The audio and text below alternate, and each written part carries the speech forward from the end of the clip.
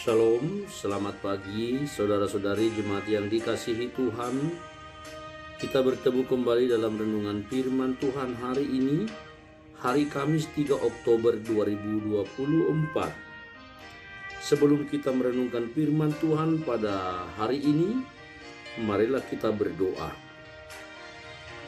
Terima kasih, puji syukur bagimu Tuhan, Bapa di dalam surga, yang telah menjagai kami sepanjang malam yang telah berlalu, dan kini kami akan merenungkan firman-Mu. Berikan hikmat pengertian bagi kami, agar kami dapat memahami kebenaran firman-Mu. Di dalam Yesus Kristus kami berdoa dan mengucap syukur. Amin.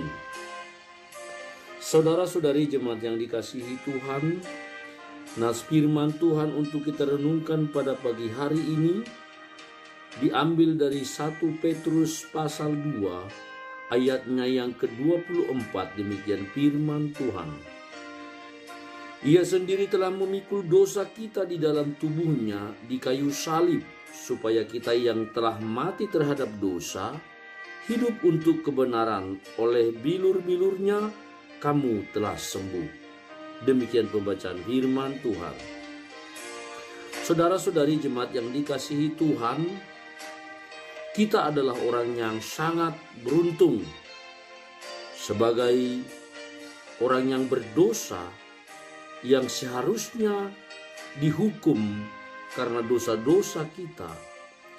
Namun Yesus Kristus sendiri telah memikul dosa kita di dalam tubuhnya ketika Dia mati di salib, supaya kita yang telah mati karena dosa hidup untuk kebenaran oleh bilur-bilurnya, dan kita telah disembuhkan. Betapa beruntungnya kita menjadi orang yang percaya di dalam Yesus Kristus.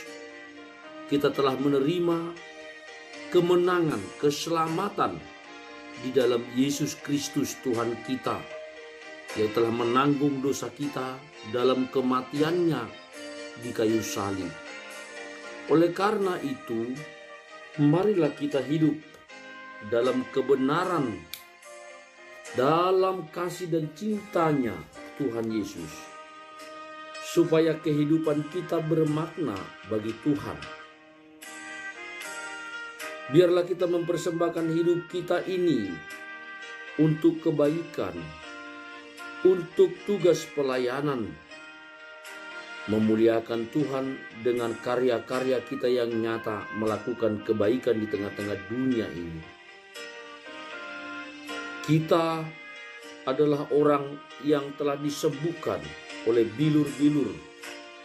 Oleh karena itu, marilah kita menjadi orang-orang yang membawa kesembuhan bagi orang-orang yang terluka, bagi orang-orang yang teraniaya, bagi orang-orang yang tidak beruntung dalam kehidupannya, yang tidak bernasib baik, yang tidak mempunyai kesempatan menikmati kehidupan yang lebih baik. Ke tengah dunia yang seperti itulah kita diutus oleh Tuhan, sebab kita telah terlebih dahulu dibebaskannya dari kuasa dosa dan maut. Karena itu marilah hidup untuk kebenaran, dan marilah kita menjadi penyembuh-penyembuh di tengah-tengah dunia yang sedang sakit ini. Banyak orang yang sedang sakit hati, yang kecewa dengan kehidupan. Banyak sekali penderitaan orang-orang yang tidak bernasib baik. Kesanalah kita diutus oleh Tuhan sebagai orang yang telah dibenarkan. Marilah kita hidup untuk kebenaran, memberikan pengampunan, memberikan pertolongan, memberikan uluran kasih kepada banyak orang. Dan marilah kita menjadi penyembuh. Saudara-saudari jemaat yang dikasihi Tuhan, Jangan tunggu dan katakan bahwa kamu harus sukses dulu, bahwa kamu harus menjadi orang hebat dulu, bahwa kamu harus menjadi orang kaya dulu, supaya kamu bisa menjadi penyembuh, supaya kamu bisa menyatakan kebenaran di tengah-tengah dunia ini. Tetapi dengan keberadaanmu saat ini, seperti apapun kamu adanya, kamu sanggup dan disanggupkan oleh Tuhan untuk hidup dalam kebenaran dan untuk bisa menjadi penyembuh. Sebab oleh bilur-bilur Tuhan Yesus kita telah disembuhkan, dan di dalam diri kita mengalir kuasanya, kuasa kebenarannya dan kuasa penyembuhannya. Karena itu siapapun Anda saat ini, seperti apapun hidupmu, kamu sanggup dan disanggupkan oleh Tuhan Yesus untuk membawa kebenaran dan membawa kesembuhan di tengah-tengah dunia ini.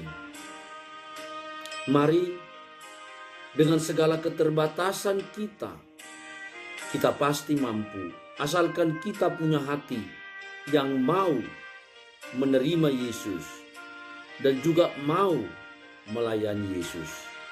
Entah sampai kapan kita boleh hidup di tengah dunia yang fana ini, tapi mari kita gunakan waktu yang singkat ini untuk selalu hidup di dalam kebenaran.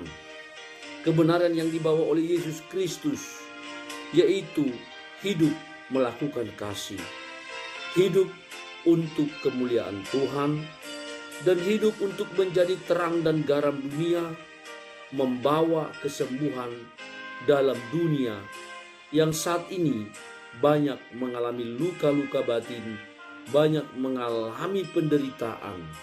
Gunakan segala potensi dirimu yang telah Tuhan karuniakan padamu hingga saat ini untuk membawa kesembuhan dan membawa kebenaran di tengah-tengah dunia ini.